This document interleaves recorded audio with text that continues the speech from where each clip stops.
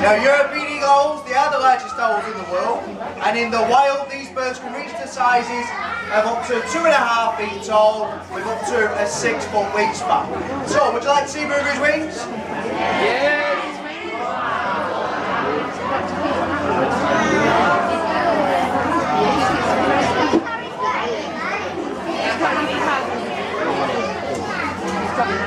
Okay then. About 8 weeks ago, Ruby, she was very busy in our outdoor aviaries, okay? And she actually laid an egg. And 3 weeks ago, I hatched a mate wait for our baby owl. This is our baby owl, it's only 3 weeks old.